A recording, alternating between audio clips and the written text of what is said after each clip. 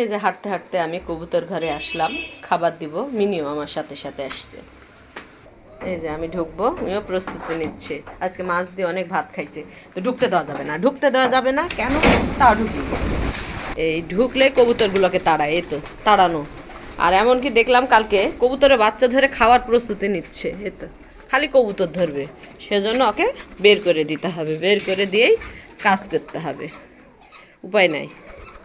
আসবে কবুতর ধরবে। মিনি দেখি, ধরাও যায় না সহজে। এত বের করে দিছি, একটু মারছি, বের হয়ে গেছে, যে সিঁড়িতে শুয়ে আছে। এই যে কবুতর খাবার মিশ্রণ করলাম, ধান, গম, ভুট্টা, সব খাবারগুলো এক জায়গায় নিয়ে মিশ্রণ করলাম। আমি অনেক দিন হলো সর্দি জ্বর কাশিতে অসুস্থ, তবুও কাজ করতেই হবে। কাজ না করলে খাবো কি, আর কাজ না করলে কাজ হবেও না, সেজন্য কাজ করতেই হবে। এই যে এখন খাবারগুলো দিব, সব খাবার দিচ্ছি, আর সবাই খাবার খাওয়ার জন্য চলে আসতেছে। আমি ধান, গম, ভুট্টা, সরিষা এগুলো খাবারই দিই, ন্যাচারাল খাবার। এই তো খাবার দেওয়া হলো। এখন সব ঘরে এই কবুতরগুলোকেই খাবার দিব। যেখানে লাল কোকা আছে, শালিক, কালো, সবজি, বিভিন্ন কালারের কোকা কবুতর আছে। এটা হচ্ছে আরেকটা রুম, এখানে বিভিন্ন কালারের বাসিরাজ কোকা কবুতর রয়েছে, যেমনি অ্যারাবিয়ান সাদা, অ্যারাবিয়ান সবজি, অ্যারাবিয়ান কালো, তারপরে কুয়েতি ঘা কোকা, শালিক বাসিরাজ, বিভিন্ন কবুতর রয়েছে। এই যে খাবারগুলো দিচ্ছি সবাইকে। প্রত্যেক দিনকার কাজ আমার, প্রত্যেক দিন খাদ্য পানি দিতেই হবে। আর কবুতরগুলো আল্লাহর রহমতে অনেক সুস্থ আছে এবং ভালো আছে।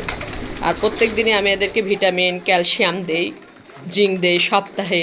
তার পাশাপাশি যখন অসুস্থ দেখি, সাথে সাথে দেরি না করে সাথে সাথেই ওষুধ দিয়ে দেয়। যেখানে ছোট ছোট দুইটা বাচ্চা, এটা অনেক বড় হয়ে গেছে, কালো কোকার বাচ্চা। এর আগে আপনাদেরকে ভিডিওতে দেখাইছি, আজ আবার এসে দেখতেছি অনেক বড় হয়ে গেছে। এখানেও দুটো বাচ্চা আছে। এই তো প্রচণ্ড রাগি, আর ব্যাপক মশা হয়েছে কবুতর ঘরে, ব্যাপক মশা। আরেক ঘরে খাবার দিতে না দিতে এসে দেখি এদের সব খাবার খাওয়া শেষ, আরও খাবার খাবে, সেজন্যই তো আমাকে দেখা মাত্র সবাই তাকা তাকা বসে আছে। এদেরকে আরেকটু খাবার দিই, যেহেতু খাবার খেয়ে পেট ভরেনি, সেহেতু আর একটু খাবার দিয়ে দিচ্ছি এদেরকে। দেখি খা, কত খাবার খেতে পারে, খা। প্রচুর খাবার লাগে, প্রচুর খাবার লাগে এদের জন্য। আর আমি সমস্ত খাবারই ধুয়ে খাওয়াই, কারণ কীটনাশক দিয়ে